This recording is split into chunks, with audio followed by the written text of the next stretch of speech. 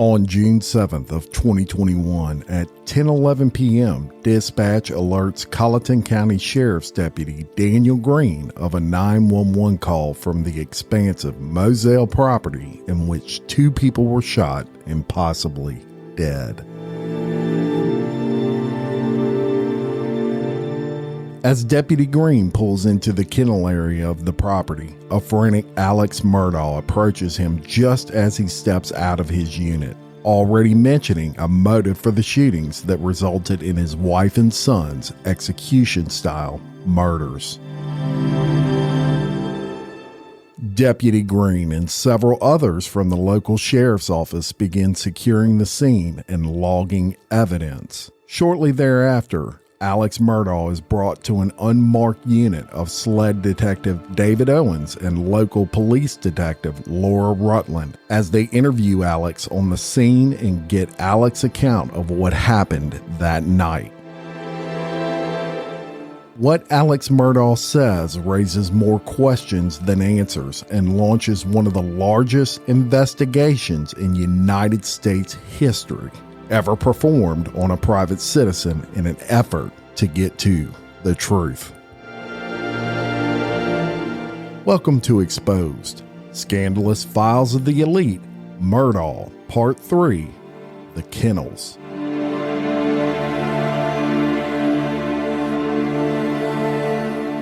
Hey everyone, and welcome back to Exposed, Scandalous Files of the Elite. I am your host, Jim Chapman. And the last time we left you, it was immediately following the 911 call made by Alex Murdaugh, and police were sent to the scene. And now we're back with part 3 of this series. So just really quickly, before we get into today's episode, I want to shout out Miss Jan Petrovelli, who is our newest global celebrity member. Welcome, Miss Jan, to the global celebrity team. And as I mentioned, we left you last during that 911 call that Alex Murdaugh placed after he discovered his wife Maggie and his son Paul shot dead at the kennels. Now, I do have that full transcript of that call, and there were a few things that bothered me that I want to discuss in particular. First, in that call at the 33-second point, the dispatcher asked Alex Murdaugh, okay, how did they shoot? Did they shoot themselves? And Alex's reply to that was, oh no, hell no. Well, how would he know that just right off the bat like that, y'all? He answered the question so fast, and he really seemed so sure of himself. I mean, yeah, when he stopped and thought about it, maybe he would have answered that way. But I mean, he just walked in, had no time to process anything, just walked into that scene, and his son's brain is literally blown out of his head. His wife's shot. She's lying on the ground. How can you answer that so definitively? Remember, this is supposedly within a minute or two of him discovering their bodies, and that dispatcher asked, did they shoot themselves? And right off the bat, oh no, hell no. Just seems strange to me. Then at 1 minute and 15 seconds of the phone call, the dispatcher asked, okay, where is he shot at? And she was referring to Paul. And Murdaugh states, ma'am, I don't know, but he has blood everywhere. I see his brain. I can see his brain. Then he continued with, she's face down. I tried to turn her over a little bit, but she's got a hole in her head. And that made me wonder, is he trying to establish why his DNA would be on her and be on Paul? Thinking ahead, maybe? And wanted to make sure that that was on recording, because of course he knew these 911 calls are recorded. I mean, he's a lawyer. It's possible. Then at the 5 minute and 24-second point, he states, my son had a boat wreck. He's been threatened for moss and moss and moss. He's been hit several times, and I'm sure, and then his sentence kind of trails off at that point and it's inaudible. But my question is, Was he making his first attempt to point the finger away from himself? Seems like a strange time to be hypothesizing about who may have done this. I mean, the police are not even on the scene yet, and you're offering up suspects? Then, at 8 minutes and 7 seconds of that call, he says, I already touched them, trying to get to see if they're breathing. And I'm assuming he was going to say trying to get a pulse. Now, again, reiterating, you're going to find my DNA all over them and myself. Is that possible? I think so. So the police were dispatched and an officer gets sent to the scene. And the first officer to arrive at that scene was Colleton County Deputy Daniel Green. Now, fortunately, Deputy Green had his body cam active, and I have the full footage for you. Now, there are some spots in this that you're not going to hear anything but walking around. There's nobody talking at that point. And there's some spots where you'll hear Deputy Green very clear, but the other officers that he's talking to, they're not as clear. They're, a few feet away from him or whatever. And this is being picked up by a body cam. So just bear with me on it. But it's very important that you listen to this in full because this tells a story, y'all. So here it is, what it sounded like that night, June 7th, 2021, as Deputy Green pulled up and approached Alex Murdaugh at the kennels. And here's that.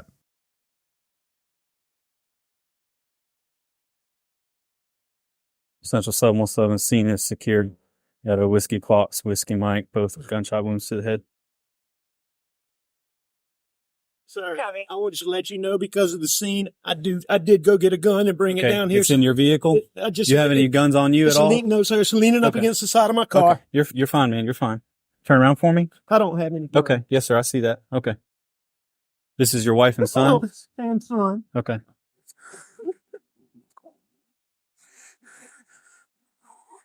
He's bad. He's bad. I check the pulses. Yes, sir. This is the firearm you brought from inside the house? Sir. Yes, sir. I went and got, this is a long story. My son was in a boat wreck months back. He's been getting threats. Most of it's been benign stuff we didn't take serious. Okay. He's been getting punched. I know that's what it is. Okay. When did you get home? Right when you called, or did you go to the house first? Where is the house? I came to the house first. My mom has late stages Alzheimer's and my dad is in the hospital. Okay. I left. I don't know what time. I can go back on my phone and tell you the exact times. Did you check? Okay. Did I check what? Did you check them? We got medical guys that are, that's what they're going to do. Okay. What are they doing? Can they hurry? They are. Yes, sir. That gentleman that was out here already, he's one of the battalion chiefs. Okay.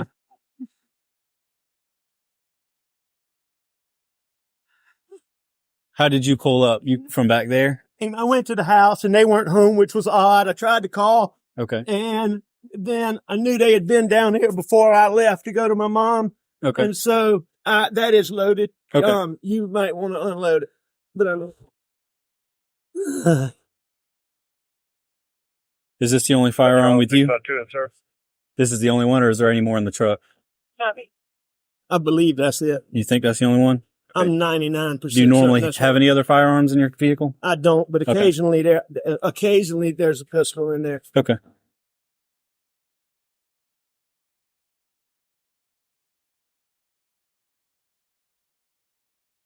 Just wait right here for me for a second, okay? Centric House.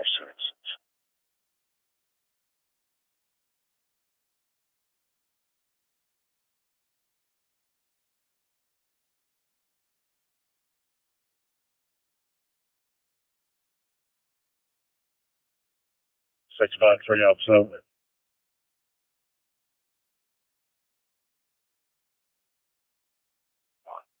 Enjoy it, sir. Example, I've already spoken with Captain Neal. He's got crime scene. He's contacted them. He's also got DOC assistance of a couple of field agents. All right, that. I'm even checking their dead. They are dead, aren't I they? just turn on those. Yes, sir. That's what it looks like.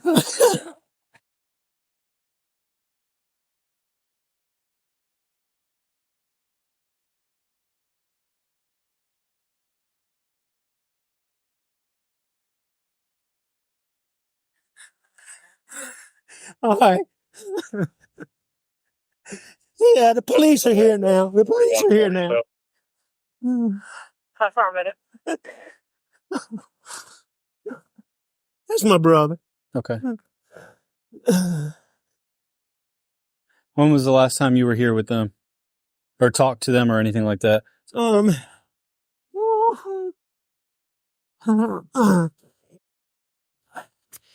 It was earlier tonight. I don't know the exact time, but Okay. I left. I was probably gone an hour and a half from my mom's, and I saw them about 45 minutes before that. Okay. I rode around with Paul for 2 hours this afternoon in the pickup truck. That's your son, Paul? Okay. Somebody going to check them? Yes, sir. They've already checked them. They did check them? Yes. This is official that they're dead? Yes, sir. That's what it looked like. I'm sorry. No. You're fine. I'm very sorry. Gotta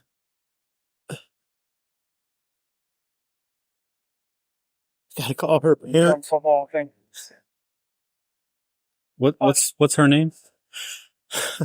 Her name is Maggie Murdaugh. Margaret Brandstetter Murdaugh.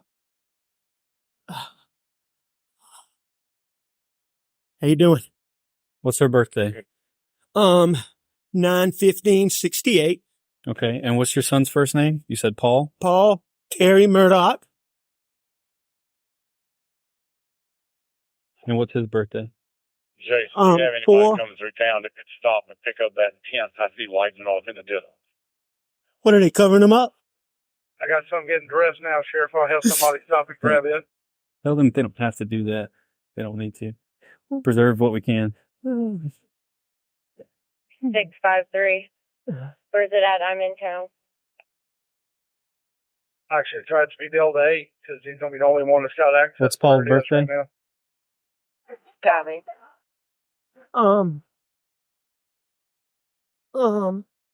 April 14th, 1999, sir. Put it up as wide as you can. That's fine. Who said 99? Sir? He was born in 99. He's born April 14th, 1999. Okay. What's your first name, sir? My name is Alex Richard Alexander Murdaugh. Richard Alexander Murdaugh?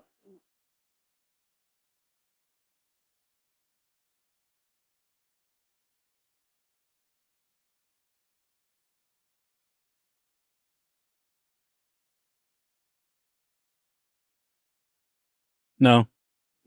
Hey, Cody, Just what I think. come around the truck and then go to the building. Come around the truck and then... There's a set of footprints also behind the trailer there. Yes. I don't know if it's from What's that? ours or not. There's a set of footprints behind the trailer there too. Okay. That's why we kind of stuck out around this right here. So we'll step over you. In about 30 some more degrees. There's 8's going to be the last one in and grabbing a tent.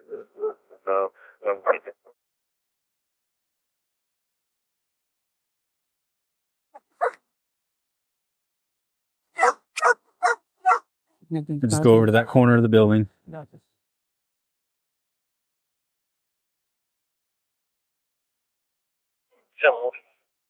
I'm almost to you. Let me see what we have first and whether or not we're going to handle that part or not.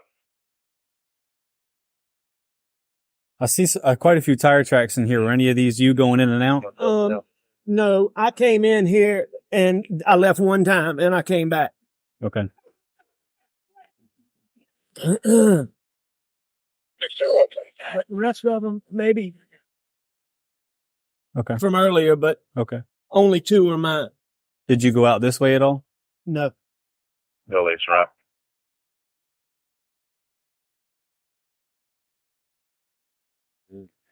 Hey, stay here.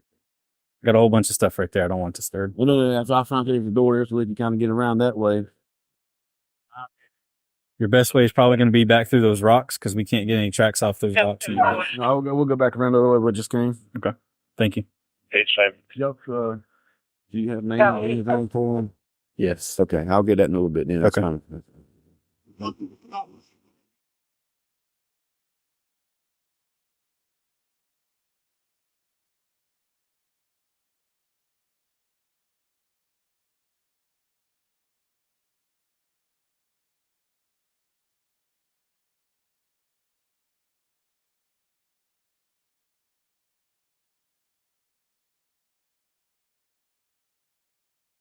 What unit's 23 on Moselle? Alpha 7 unit on scene. Are you behind the house? There's several of us out here. There's a long dirt driveway right next to the mailbox that says 4147, and you'll see all our lights down here at this shed thing. You ain't come through Brick Column. Negative.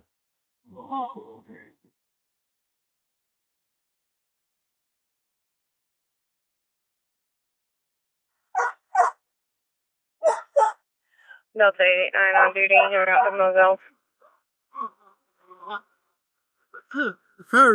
Hurry.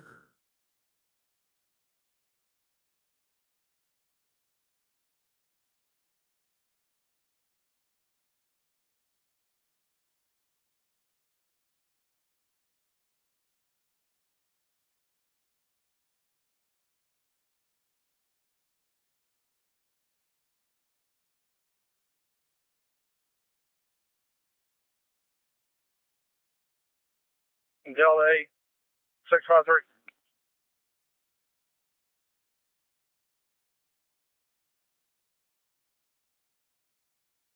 Telephone CID.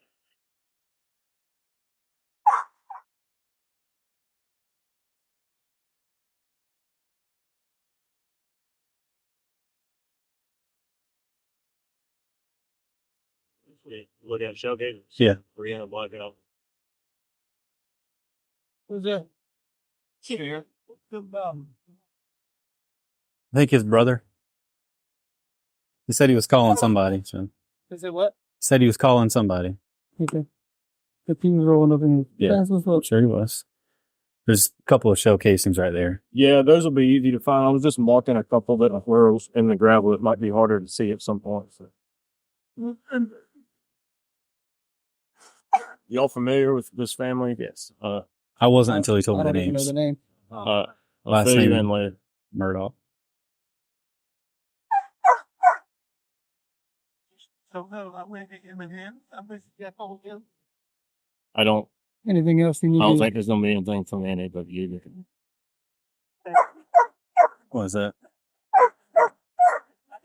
So that's a You said for Evo to do? yeah. Yes. Okay, yeah. Watch for Hey, watch your step. Mark. Huh? Yeah, Mark. That's all we have to right There now. are, Yeah. So. okay. X-ray one's gonna be in route to Moselle Road.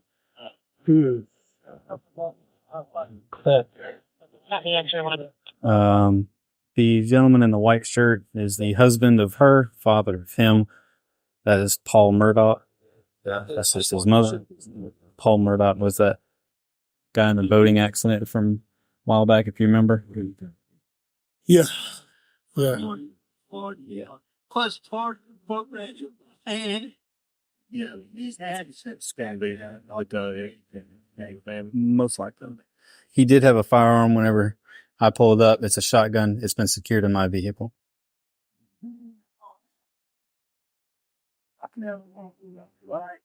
There's 3 in her blackout. Huh? 3 in her blackout. I don't understand what this is all. 717, when you get a chance, gonna give dispatch a call. You will have to give me just a few minutes, but yes, I will. I couldn't have been further away from these calls. 653. Who can start a log? Who's the most expendable that can start a log? Let's put it that way. This is. Can you start a crime scene log, please? Since Levi? a log started. Sled's on the way. Let's push. It's here, somebody Can we said run the tape 2007 's ready to be there to entry. there? Yeah. Yes. Let's Where? from Yeah, that you last Take- pole go right start there a log. to that last Get a pole. piece of paper, start writing names and times. I don't have a notebook. You don't have any kind of paper? I have a that sheet that's got notes and everything on it. Take Here, borrow that. that I can do. If we can push it from that pole to that pole. Yep. Okay. You got the pen? You got the- Sure.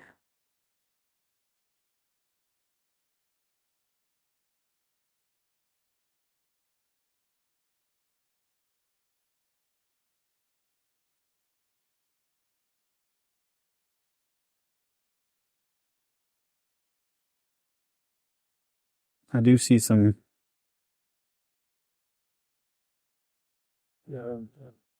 that look old or fresh. Old, yes.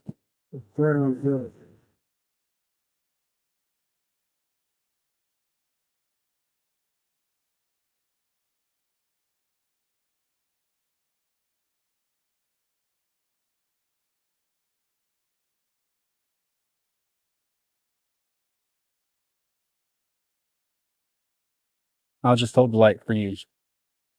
Go away to that post.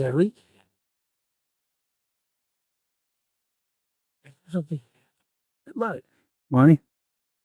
Let's just keep our fingers crossed. Yeah, I think we got it. There's 5-3 all the responding units to Moselle Road stop at the road. No one else come down the dirt roads. Stop at the road.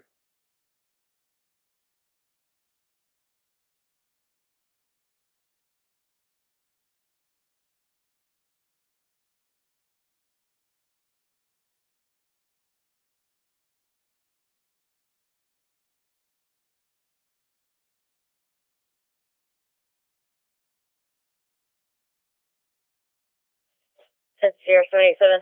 Probably doing that 66 on 95. Copy. What's the other way up here? From back that way, I guess. Where the house is, I guess. Okay, for the most part. You referring to the Whiskey Mike? Last day walk with a key? Affirmative. Do we have anything else? Negative. Copy.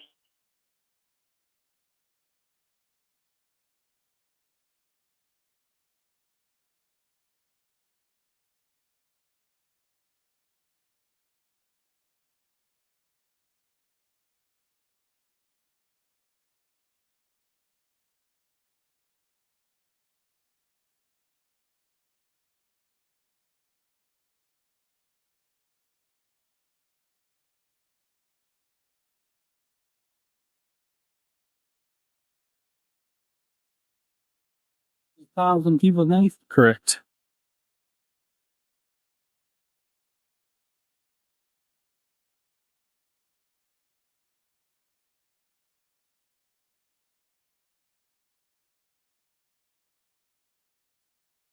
Well, like I was trying to say, I have a notepad. It's just I'm Yes. using the back side of all the paper, so all the front side of the paper has names and information on it. Well, you can borrow mine for a minute. It's perfectly fine, Cody. They do that. I just didn't want you to be like, we're doing lots of don't fuck with people. Fuck people for calls. Do you not have any crime scene log sheets? Hey, it's 717. I was asked to give you guys a call. Have any of it.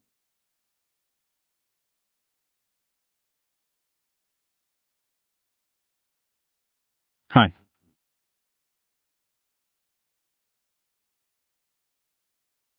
Okay. Okay.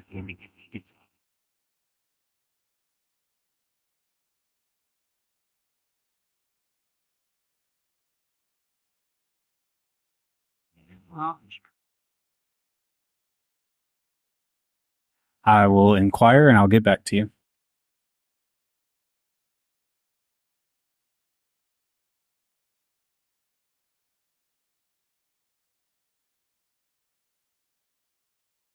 Okay. All right. I'll find out and give you a call back. Yep. I'll find out from him and give you a call back. All right. Bye. Yeah.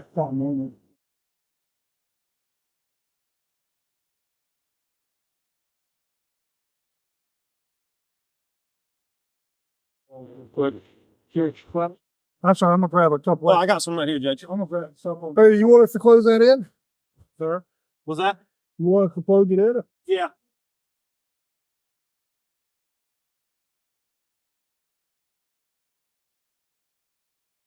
So the guy, I don't know if you want me to let the other guy know. You ever Eric is? I guess the caller. There's a guy over here that's wanting to talk to him, but I told him what he's Don't even know who Eric is. I know an Alex over Alex. there. Okay. My bad. There's a guy over here that wants to talk to him. Yeah, but I don't know if you wanted me to tell him that or if you want me to just chill for a minute. Or if you want me to escort him over. He does not need to walk over there. No, I mean, a long way. He does not need to go over there. If we can stay there, then. He can.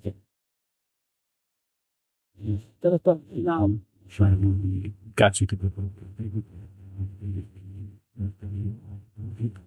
I don't have the caller and the caller's brother's name in here, so I don't know the names yet, but I can get it. But I already wrote it in there. I don't know where you were at. I just found the first empty page I can find. Female victim, male caller. And then the other guy, though, I mean, he hasn't came inside the tape yet. Then don't have to worry about him.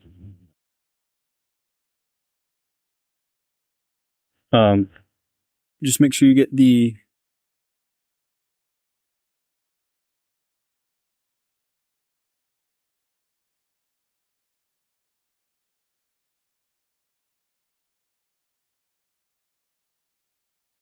Fine, so me and you and all of us got here.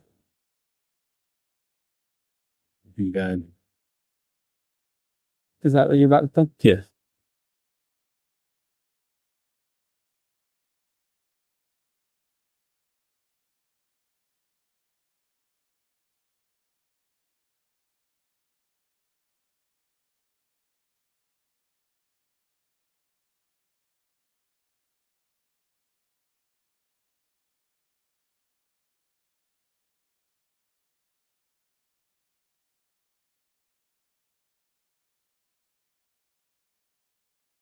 I came on scene at 22:26.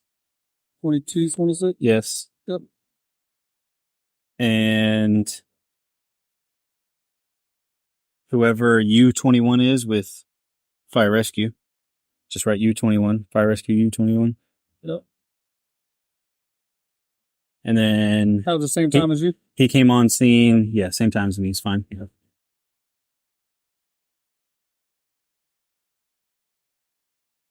Medic 18 at 22:27.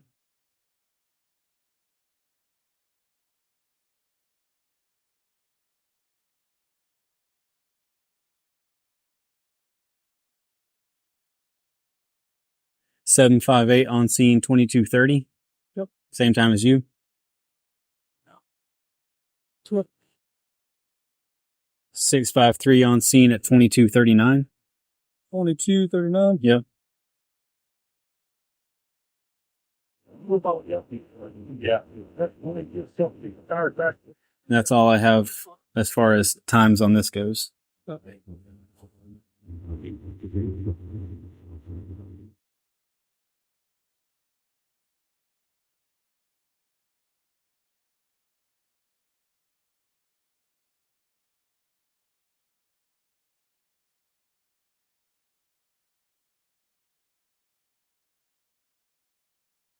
Third 787 Central. Alright. Copy. When you're clear, I have a call on Majestic on a suspicious vehicle. Copy. Where's that located? There's 223 Majestic Home Wait in Titusville. 10-4. There's a Cottersville unit that can assist, that'd be great. Pretty sure Majestic Oaks is their jurisdiction anyway. Federal Code 5. I believe that's not their station anyway. I'll take care of that.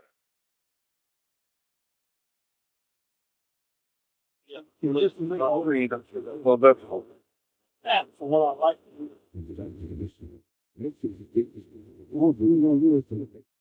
Morning Street, my Jesse Doe. I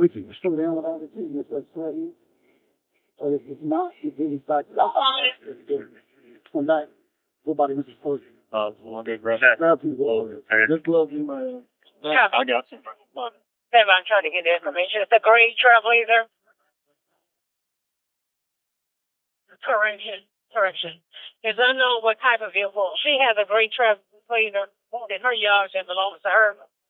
She says she can only see the tail lights of the vehicle. She's also purchasing a user code, not possible.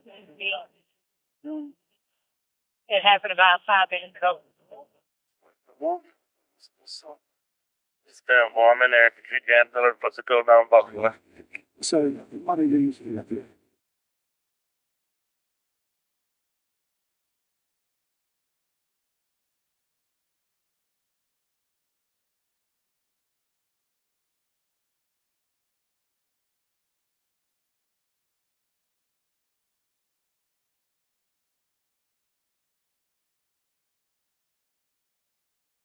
You got Rob.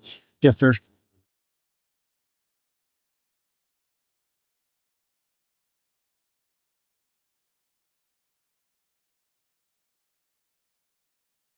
Am I?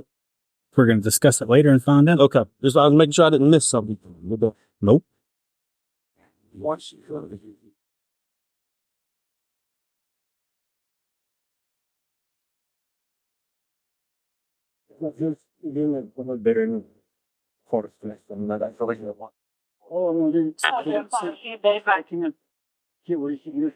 Cleaned up warm out with Good side of that.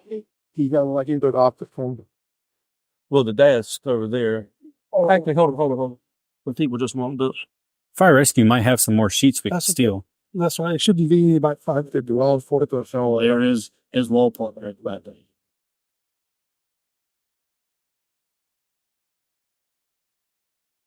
Keep laying on the gun.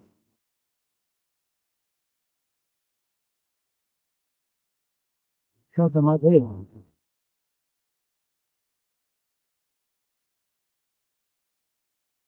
Wonder if I see it. I don't think you're going to fit it in 300 blackout under there. Not unless it's the shortest 300 blackouts ever been made. I don't think he put that phone back. Put his phone down. I haven't asked the dad about the phone, but dad did say he came over and checked their pulses. Beyond that, I don't know what else he may have been. But Yeah, see, that's the thing. But did they pick the gun up? He had a shotgun. He did have a shotgun with him, and I have secured that in my vehicle. Yeah, but it's the upper side. There's a money or still in it. Well, I want to bring top room. Yeah, that's right. Yeah, but that's if you can get the shit on. I'm good.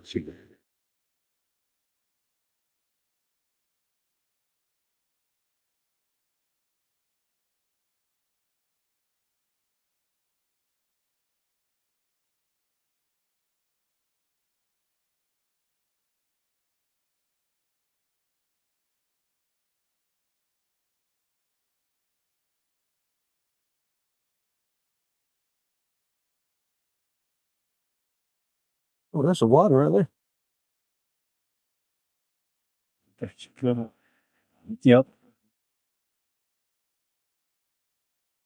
So I've got multiple gunshots out of that window too. Do we see a shell? At least 3 shells from there. There. Got it.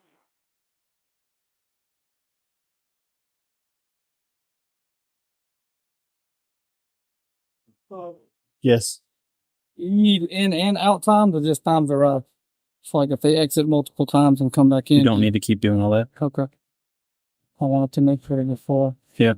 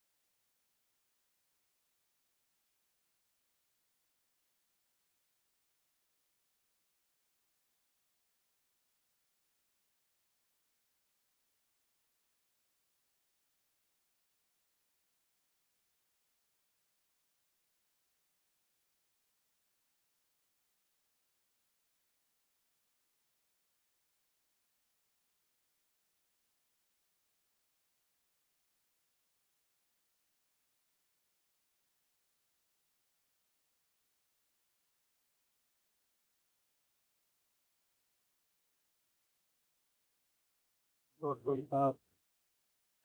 Just- let's Just so you know, I've got at least 5 holes in the window in the back of that shed where rounds were exiting out back that way. Which is going to be about shot because of the damn warden on the face.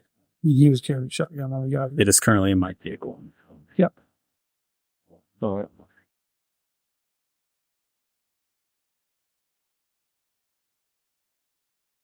Because, yeah, his wife.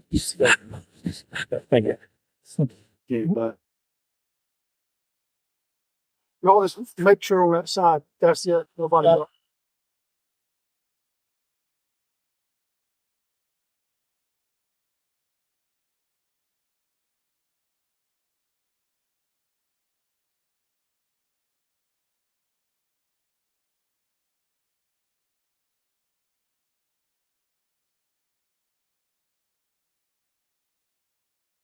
Yeah, I'm even slightly more confused now if that it was suicide.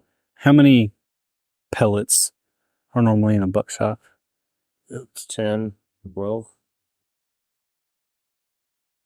The reason I asked is just because the holes that are in that window look very large. Yeah, it was glass. Some of them larger, some of them smaller. Negative contact. It'd be hard to, you'd need it in wood or something solid. There's a whole bunch of trees back there, so they might be able to find something in a tree. I don't know. What are they thinking now? Well, I have no clue, but he here's had a what I'm shotgun. doing. He had a shotgun. But don't know. But basically, not his actual Something got a fire and then it's not that with anything. It's on the ceiling. Yeah. So if you're shot at enough grenade, Copy. with shotgun one land before, Appreciate it. that would point to suicide. That doesn't explain her or all the three men about custody. Think he got here shotgun? That's what I'm thinking. She's on track back, three legs, Possible. black knee, dot deep, the deep shoot. Yeah, that's the outlier. She's on the grocery side. Yeah, that and the 300 blood. a dozen shell casings from 300 Blackout.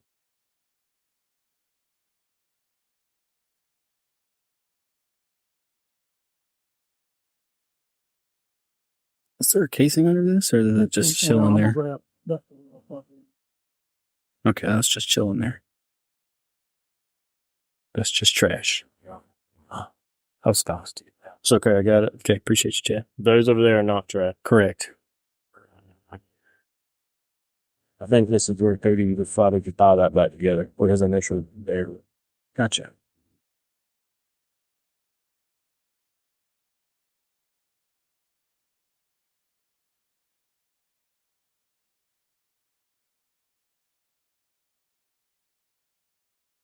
Central 76 out of 4. Okay. Welcome back to night shift.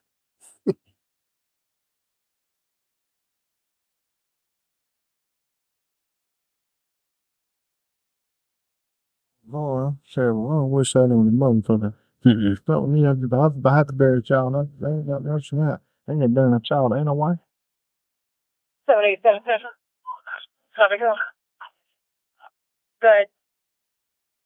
Tonka Ferry and Jacksonville Road. I'm gonna clear up if I'm not. Got in front of a vehicle. Don't think I need you. Where Pick are you at? Truck in the South ditch Shore. with the flashers Yeah, on. where's your car? Is that yours right there? Call It's advised to outside. get seen anyone around the vehicle. No If you signs can of a squeeze wreck. through. I'll be able to. After the church, Out of my way. the first road on the right.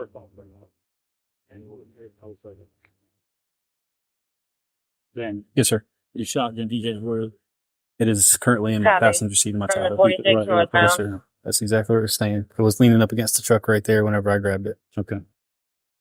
787. I haven't even touched it to clear it. Well, that's fine. Fully loaded, still sitting there.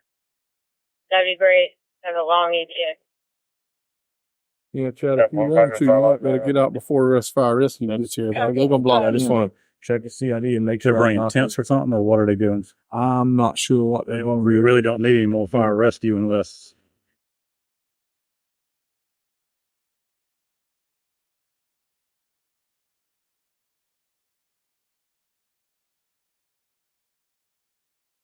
No, Randy. That's the brought his. That Alex before.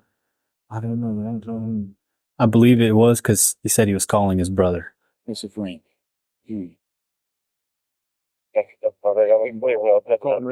Yeah.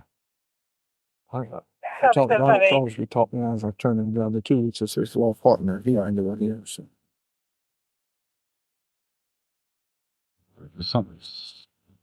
Something in that.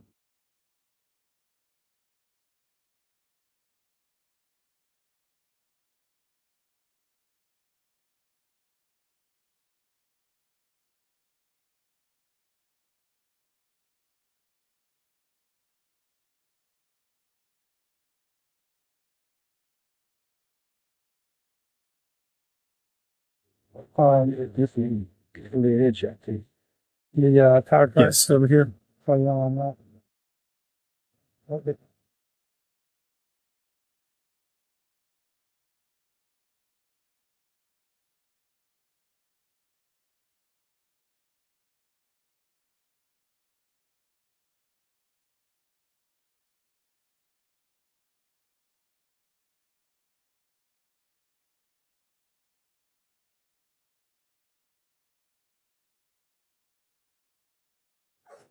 You missing 9, 10, and 11. Yeah, that's right.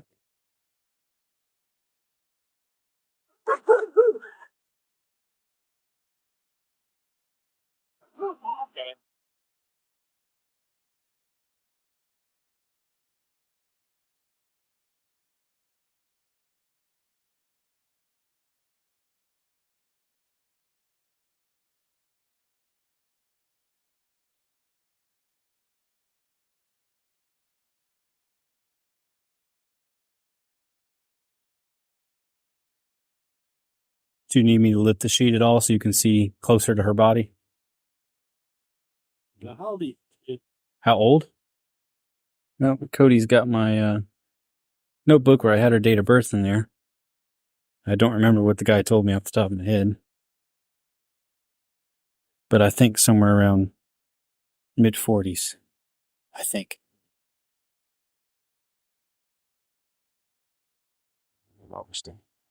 Mm-hmm.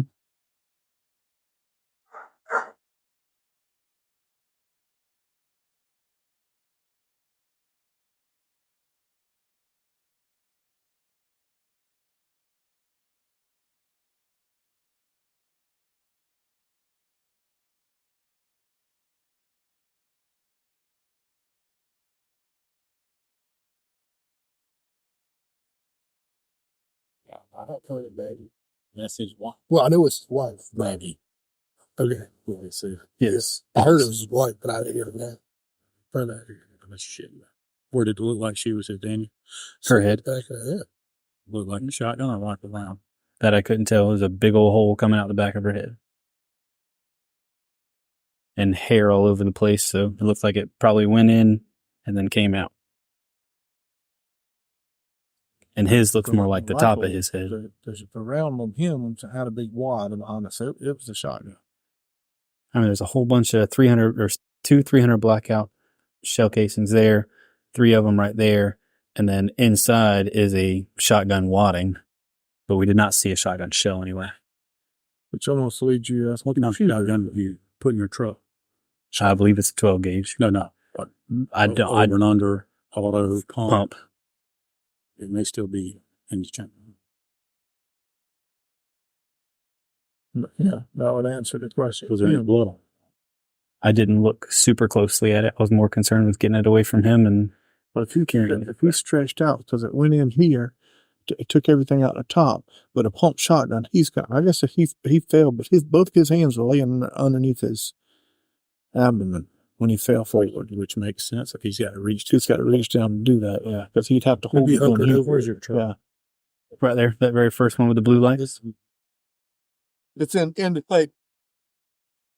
It's in the. This front one right here.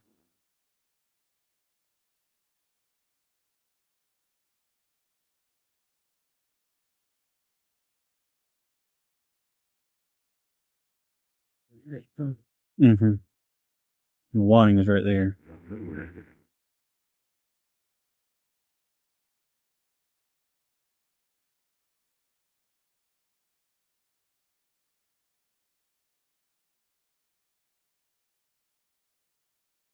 I lied. It's not a pump.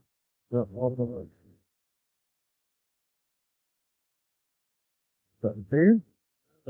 There, yeah, it did have some dirt on the barrel.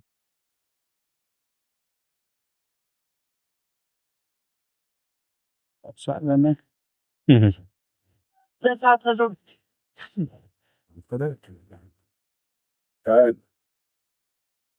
It wasn't a pump. I thought it was, but it's not a pump. It's automatic. All right. Got one on the ride.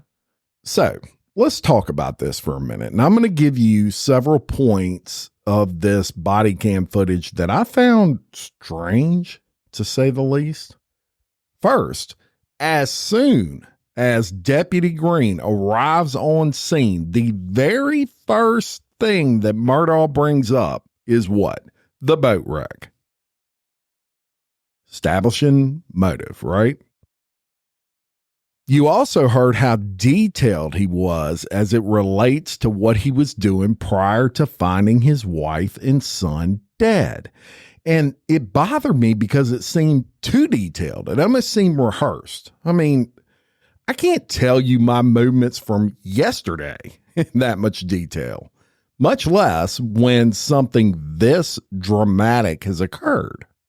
Think about it. He also asked Deputy Green several times if they were dead, the second time saying, and I quote, "So is it official? They are dead?" Now, while I can understand him asking the question, I can't help but think how strange it is for him to use the term, "it's official." Remember this, folks. If he were the one that shot them both, he would know that if either of them actually lived, he could be identified. So was his question out of concern for them or concern for himself? I'll let you think about that as we move on.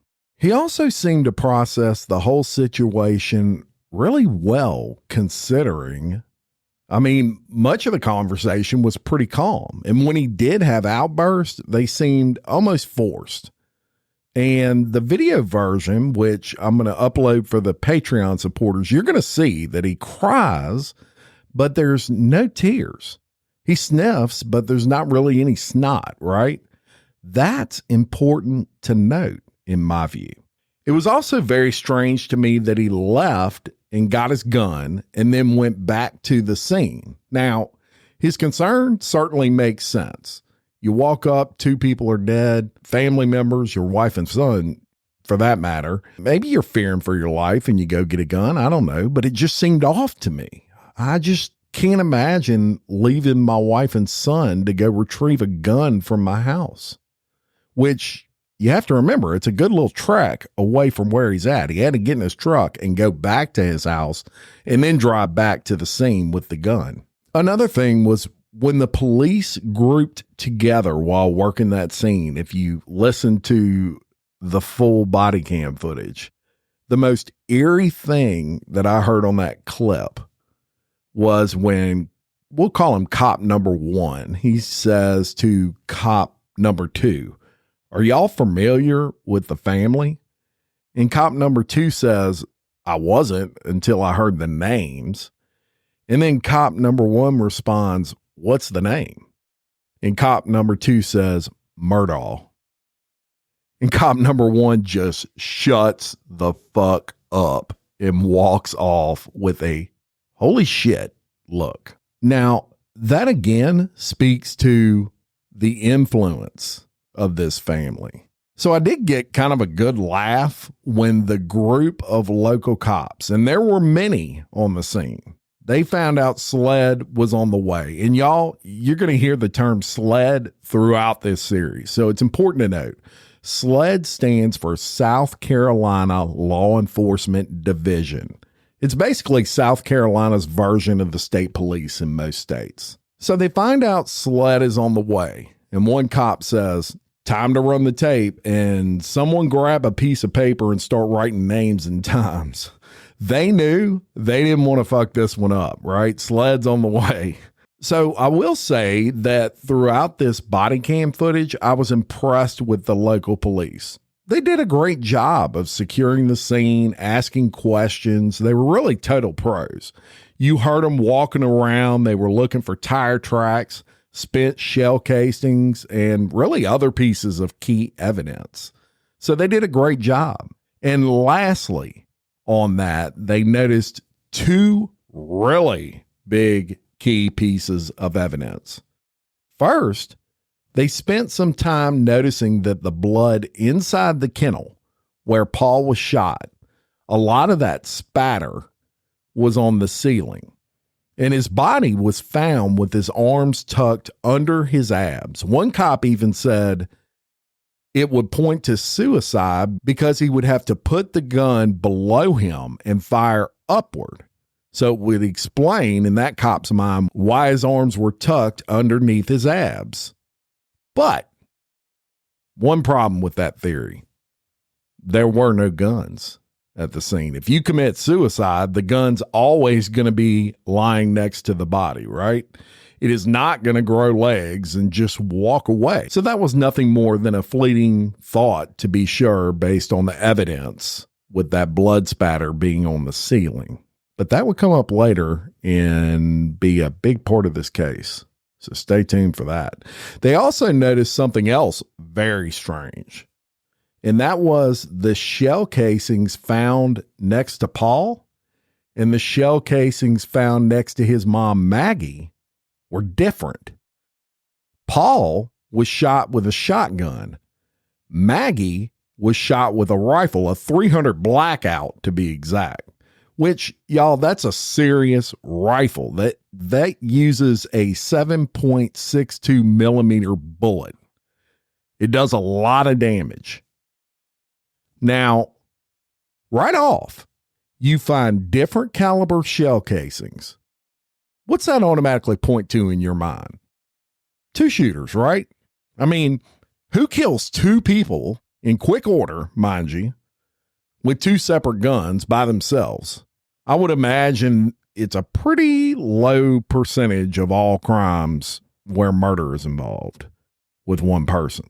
So keep that in mind. So they secure the scene. They're gathering evidence. In the meantime, his personal lawyer and friend, Danny Henderson, he shows up, and right there at the scene, two detectives interview Alex in their unmarked unit. So you have four people in this vehicle on the scene that night. Two detectives, Sled's David Owen and Colleton County Sheriff's Office Detective Laura Rutland, Alex Murdaugh, and Alex Murdaugh's personal lawyer. Here's that interview that same night.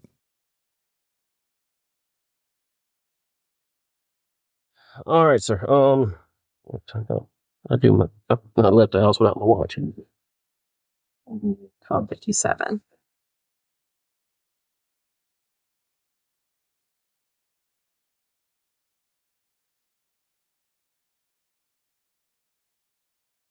All right, Mr. Murdaugh. Just state your full name for me, please. Richard Alexander Murdaugh. And spell your last name so I get it correct. Murdaugh. All right. And you go by Alec? Yes, sir. And date of birth, Mr. Murdaugh? May 27th, 1968. And a good phone number for you. 803-942-1227.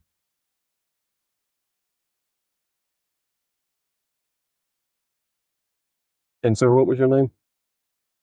Yeah, Danny Henderson. Okay.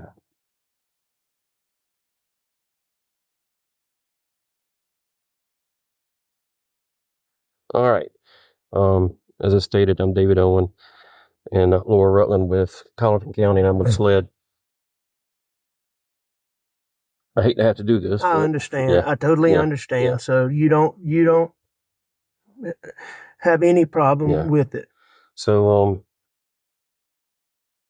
just start at the top, take your time.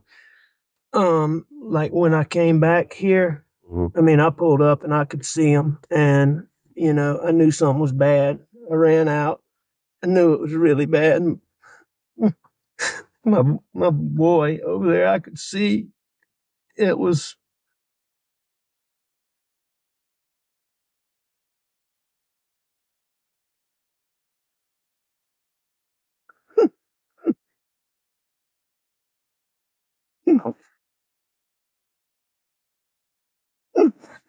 So sorry. And I could see his brain on his.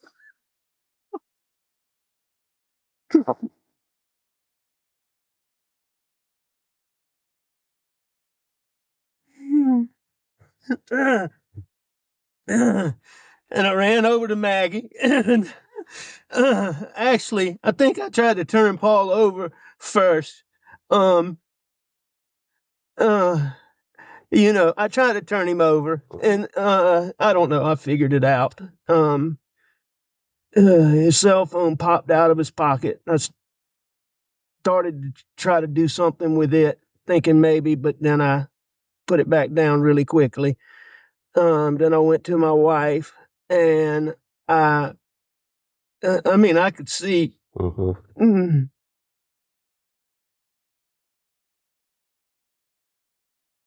Did you touch Maggie at all? I did. I touched them both. Okay. I tried to take. I tried to do it as limited as possible, but I tried to take their pulse on both of them. And I called 911 pretty much right away, and she was very good.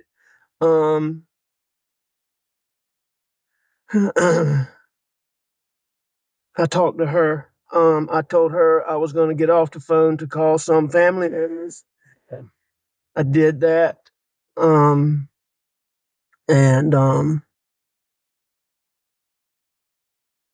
What family members did you call? I called my brother Randy, and I called my brother John,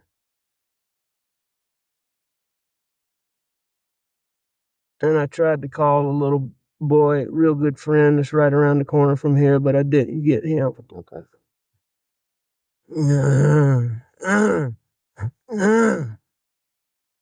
What all was around Paul when you walked up? Blood. Anything else? I mean, there was some body things, yes, sir. I mean, like any other evidence. I know you said the phone fell out the pocket, but did you see anything else that didn't belong or shouldn't belong or that wasn't part of Paul? No, sir. Not the. No, sir. How about Maggie? No, sir. You didn't see anything around them? What made you come out here tonight? I went to. My mom's a late stage Alzheimer's patient. My dad's in the hospital. My mom gets anxious when she does. I went to check on them and Maggie. Maggie's a dog lover. Okay. She fools with the dogs. And I knew she'd gone to the kennel. I was at the house. I left the house and went to my mom's for just a little while. Tried to call her when I left. Texted her. No response. When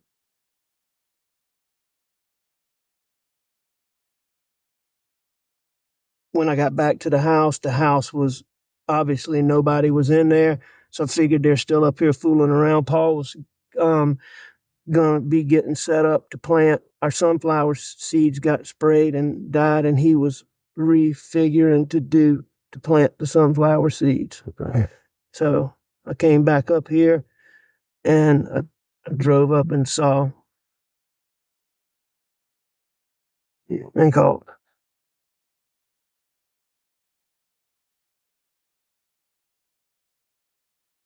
Had Maggie and Paul been arguing over anything? No.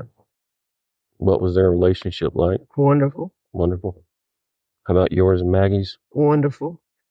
I mean, I'm sure we had little things here and there, but we had a wonderful marriage, wonderful relationship. And yours and Paul's relationship? As good as it could be. How old was Paul?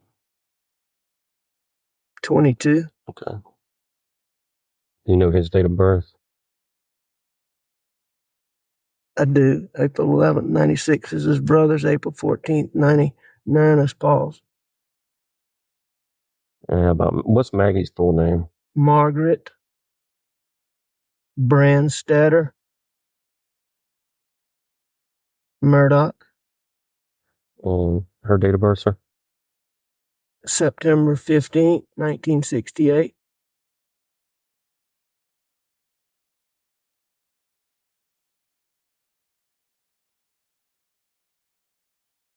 Have y'all been having any problems out here?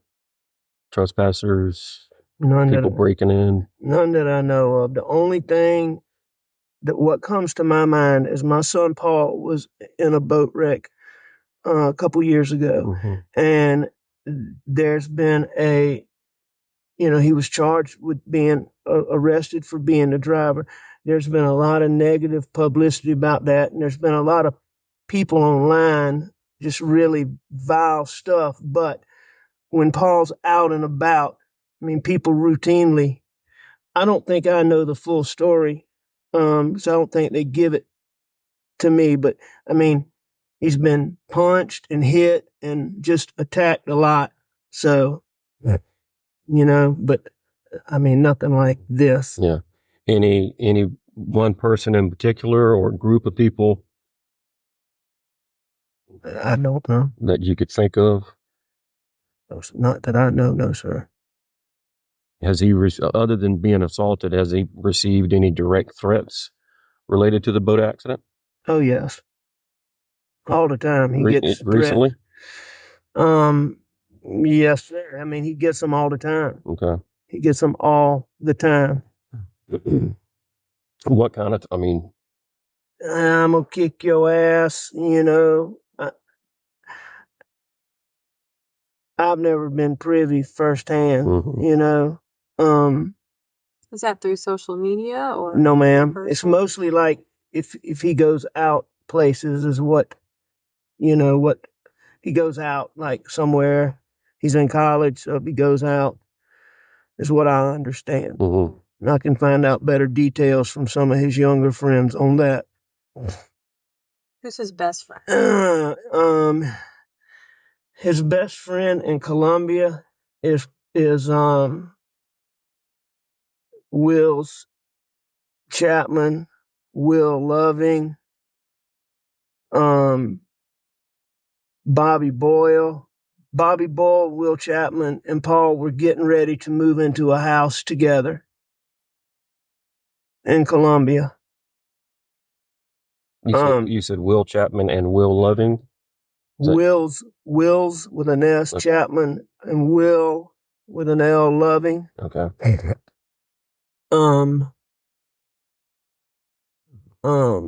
Around here, his best friends are clearly Nolan Tootin and Rogan Gibson.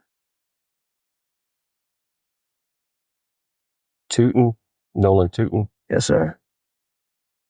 And what was the other one? I'm sorry. Rogan Gibson.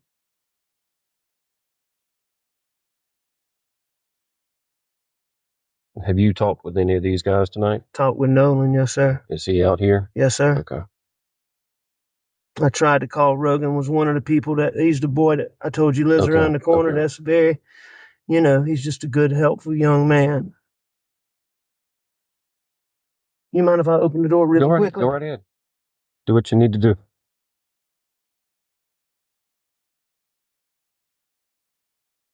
So is there anybody that you can think of that we need to talk to tonight? Is there a name that comes to mind? I mean, I can't tell you anybody that I'm overly suspicious of off the top of my head. Okay. I mean, this is such a stupid thing. I'm even embarrassed to say it. But it just didn't make any sense. I just hired a guy out here, and he wasn't cutting the mustard, but I hadn't told him this yet. Paul's been working with him a lot. He killed the sunflower seeds in our dove field just recently, which is why Paul was here doing this. He told Paul a story the other day about how when he was in high school, he got in a fight with some black guys. And the FBI undercover team observed him fighting those guys and put him on an undercover team with 3 Navy SEALs. And that their job was to kill radical Black Panthers. And they did that from Myrtle Beach to Savannah. Now, I really don't think this guy, is probably the person, but that's just so freaking. Yeah, that's kind of far-fetched story. It's weird. But he was off today. Okay. He took his daddy to the doctor. What's his name? C.B. Rowe. Rowe? Yeah, and I sent him a message to text me earlier today about sunflowers, and he called me back when I was on the way to my mom's house. Mm-hmm. Did you talk to him at that time? Briefly, I was on the phone with a lawyer friend of mine named Chris Wilson from Bamberg, so I told him I'd call him back tomorrow, see him in the morning. When you briefly talked to Mr. Rowe, what was his demeanor or attitude? Or I mean, it seemed normal. I mean, I asked him about the sunflowers, and so, I'm sure he's a little bit. Where does he live? I don't exactly know. Somewhere in Bronson. Okay. Do you have his phone number? I do. You got it with you, closer? I do. But I do think him and Paul got along pretty well. Mm-hmm.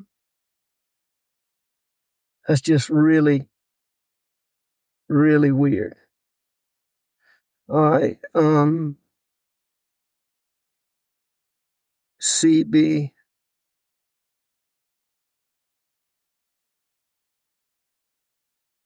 Right there. Lap. Yeah, I know he called me, so I'll go to that.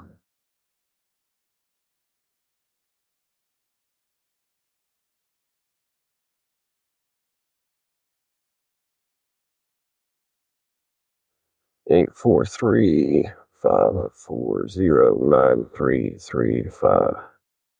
You need to get that phone on the charge, Alec, if you can. Is that an iPhone? Yes, sir. Oh, watch your leg for a second, please. Thank you.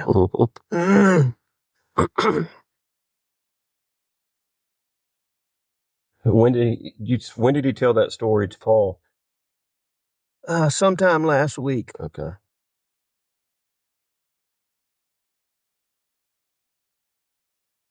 Sometime last week. My son Paul actually.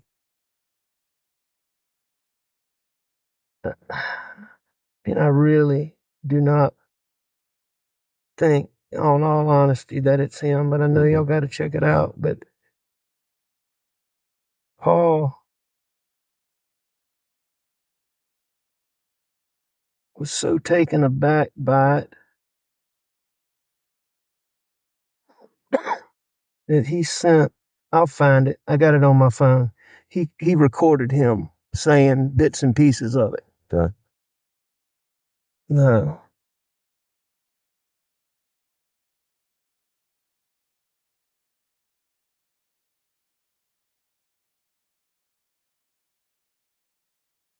But for all his weirdness, I do think they they got along pretty good. I guess how long had he been working here? I guess about 3 or 4 pay periods, so 8 weeks, a couple months. Okay.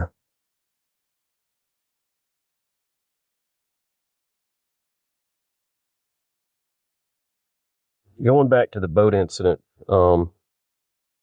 anybody on that boat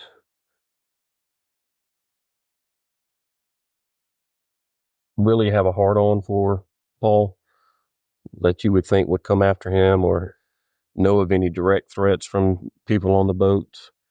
I don't know of any direct threats between any of the people on the boat specifically, but I do think there's been a small amount of yip-yap between a couple of them, but not recently. Okay. most of this was stuff from people that Paul didn't really know. Okay. It was some people that he knew distantly, but more times than not, when I learned about it, it was somebody that he didn't know. Okay. It's like, for example, he went out in Charleston a couple months ago, came back, he got a black eye. And, he can't defend himself right now because he has these charges. So, he would, if I was a real tough man's man, Mm-hmm. He would just. He would defend himself, but he hadn't been. That's right. But how was he handling that case? Lying over everybody. As far as what? How was he handling it? I've never been prouder of him than the way he has handled the pressures and the adversity in that situation. I think I've told Danny that before. Mm-hmm.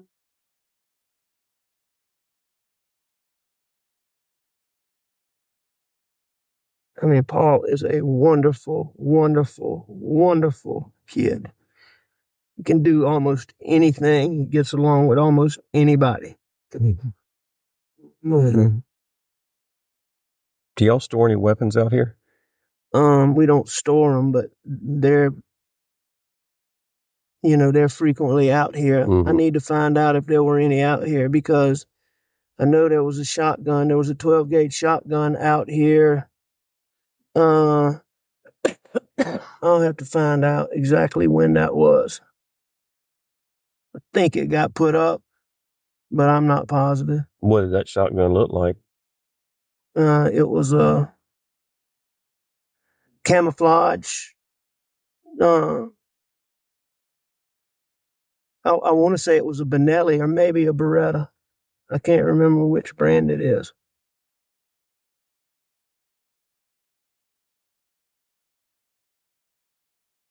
But I don't think it was out here. Okay. Recently. But I'm not positive. And the shotgun that you had when deputies pulled up, where did that come from? I went to the house and I got a gun. Probably overreacting, but. And was that when you pulled up and saw them? No, I came out and I called 911 first. Mm-hmm. Talked to them for a little while, and then I told her. You told her? That I was going to go to the house. Okay. And that I would let authorities know when they got here that I had a gun. Okay. Do you happen to have a list of all your guns? I can make one. I don't have one, but I can make one. Okay. Well, I'm just saying, so we could compare if that shotgun was out here and now it's missing. Absolutely. Try to figure that out. I know, absolutely. And I know living out here in the country, you probably have more than one or two. We do. We probably have 20, 25 guns. Yeah. Shotguns, rifles. Pistols. Any rifles? Yes, sir. What kind of rifles? All kinds. Yeah. All kinds. You name it across the board, we have them. Okay. And all of them we have are, in a hunting room in our house.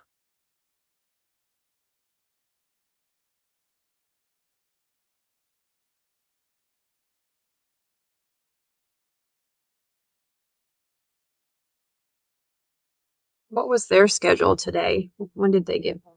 My son works for my brother, and he was coming home to deal with the sunflowers. He got here.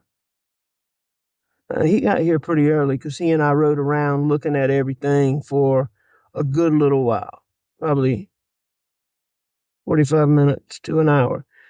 Maggie had things she did in Charleston, and she had a doctor's appointment in Charleston, and she got back here. It was fairly late. Was it dark yet when Paul got home?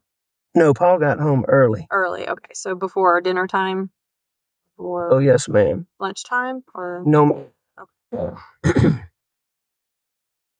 What brother does Paul work for? John Marvin. And what does Paul do for him? everything. Just handyman. Yes, sir.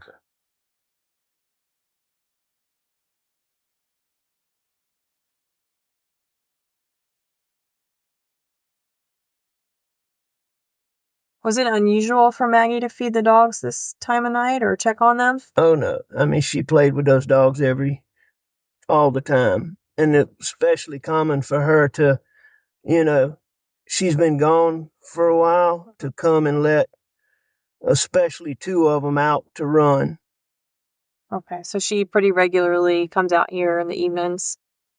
Very regularly. Okay. She comes out here a lot.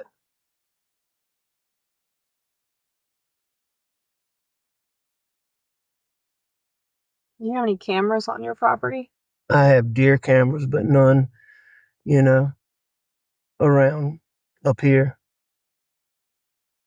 Where are they at? on different deer stands. Okay, so deep in the woods. Well, not necessarily deep in the woods. Some of them are in fields and Okay. but there's none that, you know, are near here. Okay. What doctor's appointment? What doctor did Maggie see today? I forget the guy's name. Maggie's been having trouble with her. She's been having trouble with her stomach and her tooth. I'm not positive. It was sort of a routine visit, and I can't remember. She told me the name of him, and I can't. I want to say Gordine. Okay, is who I think she saw.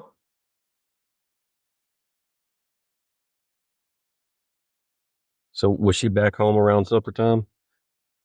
Or 6 o'clock, 7 o'clock? I don't think she got back quite that early. I think she got back a little bit later than that. Okay. Um,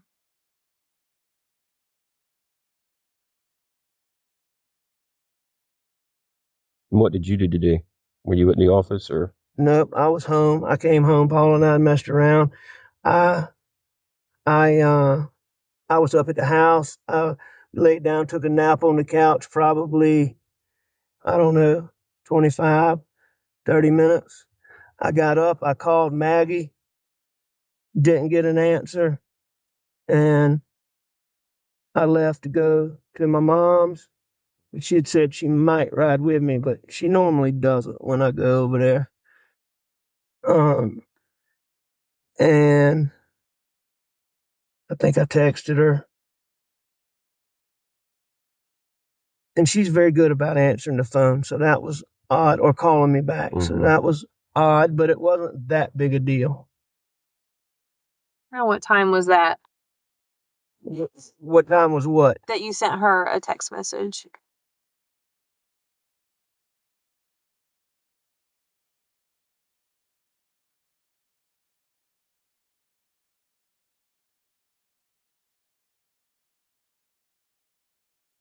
All right. I texted her at 9:08, going to check on M, be right back. And then I texted her at 9:47. That must be when I started to come back. I think I called her before that. But let me make sure. Pretty sure that I called her 9:45. And then I tried Paul. And then, no, I think that was riding. I think that might have been riding over there.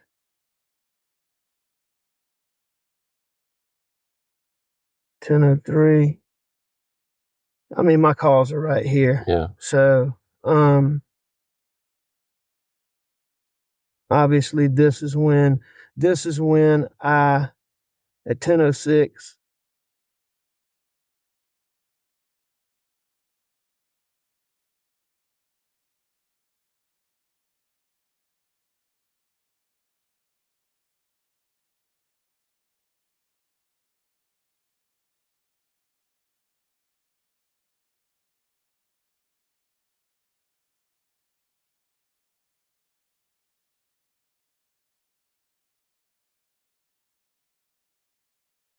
Can I have a piece of gum? Yes, sir. Thank you. Mm-hmm. There you go. Anybody else want some gum? No, sir. You don't have any water, do you, Danny? I'm sorry. I don't need it. Mm-hmm. If you behind Danny's head is case of water. It's not a big deal. Yeah, I got some right here. Oh, well, thank you. Thank you, ma'am. Mhm.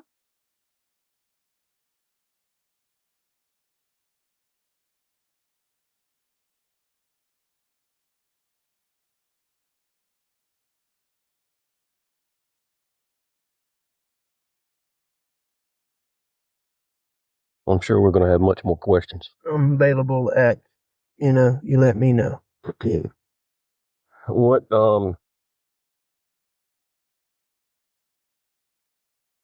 what's another number in case I can't get you on your cell?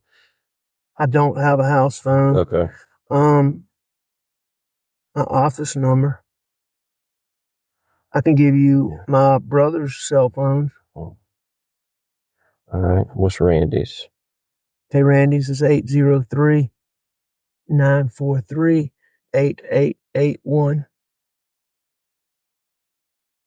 All right. And John's? John Marvin's is 843-321-5508.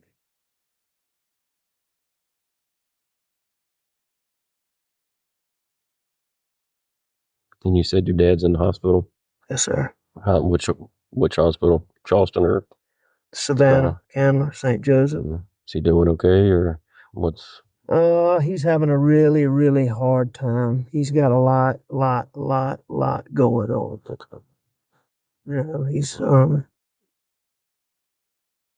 He's doing okay given everything, but he's got a lot going on.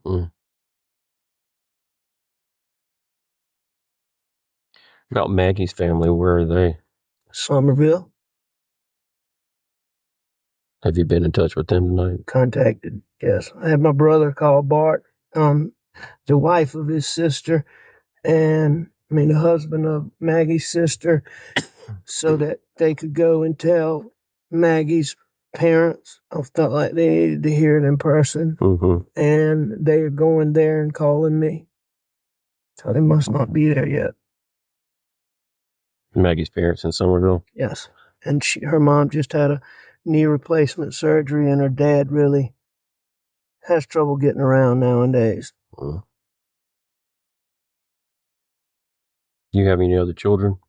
I do. I have a 24-year-old. That's right, you said. What's his name?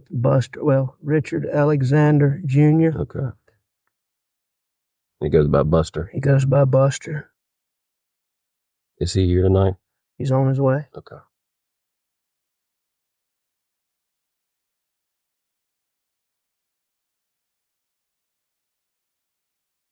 Laura, you got anything? This one's hard, but when you first saw Paul, you said you tried to flip him over. Was he laying on his back or on his stomach? Just like he Just like he is. So you weren't able to move him. Okay. No, ma'am. Okay.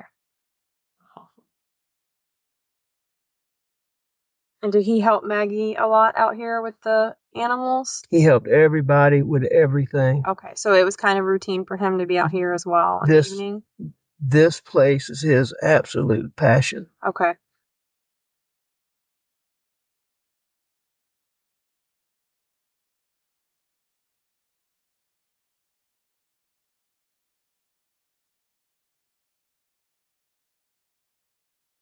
I tried to turn him, and then I checked him, and I think I already knew, but I checked him. And when you first pulled into the property, did you come from this direction where all our police cars are, or which way did you come in? I went to the house. Okay. And then I came from the house. This way. Straight here, yeah, ma'am. Okay. Where my vehicle was parked is probably... Is where it was, okay. Well, no, maybe not exactly, but it was pretty close, because I came back the same route. That's right, because you went back to get your shotgun. When I came back.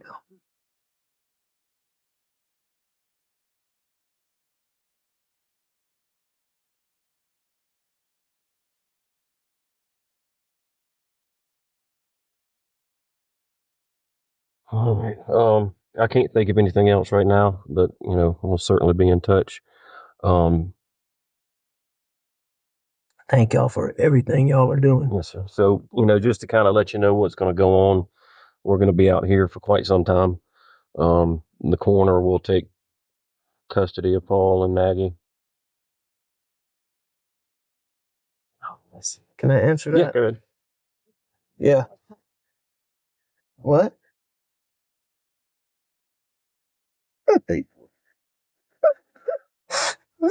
No, we're finished. Let me come out. Well, I'll be here when he gets here. Damn. No, don't let him come up here.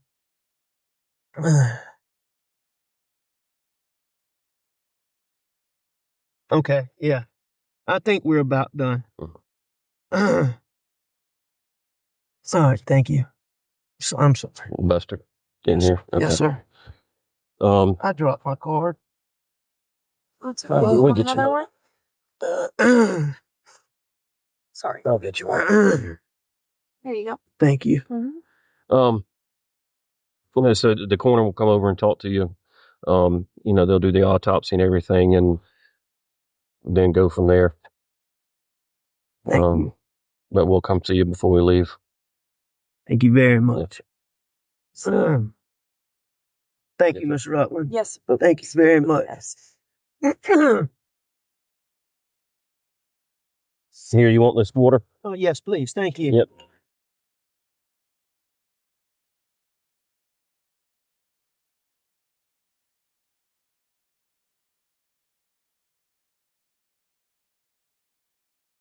Several things to unpack there. First, did you notice that Alex mentioned he touched Paul's cell phone and in his exact words, thought about doing something with it, but put it back? Strange thing to mention, unless you're trying to establish why your fingerprints were all over it, probably stained with blood. And again, he was able to explain his movements in great detail, y'all, under extraordinary circumstances. It just does not seem possible to me that you walk up on all of that, and yet right after, you can recall without even looking every person you called and every place you stopped for the preceding hours without taking some time to think about it. Seems rehearsed to me. And yet again, he mentions that boat wreck, but he doesn't stop there. He goes into great detail about a man by the name of C.B. Rowe and goes into a dramatic story about how this guy told Paul he rode around with a bunch of guys in his past killing Black Panthers. Then he says, but I don't think he had anything to do with it. Well, you brought it up, Alex. And notice how calm he seemed in most of that interview inside that police car. No heavy breathing. He just appeared too calm to me. And when he would have his little crying outbursts, there were no tears again. It just seemed fake. But what really stood out to me in that entire conversation was when Detective Laura Rutland asked him if he had any cameras. And he mentioned the deer cameras that he had. But he dismissed them almost immediately, saying they were way out in the woods on deer stands. Now, how does he know the killer or killers did not come in through the woods and leave that way? I would have been saying, I got deer cams. Let me show you where they are so we can catch these fools. Alex blows it off like there's no need to even look at them. How the fuck would he know that? Kind of makes you say, So his story at this point to the detectives was he went by his mom's house to check on her because she's in the late stages of Alzheimer's. And then he went home. He saw that Maggie and Paul weren't there, called them a couple times, and then went to the kennels to see if they were there. And that's where he found them dead. That was the first time he had been to the kennels that day, according to Alex. Remember that statement, because it becomes heavy into play later on.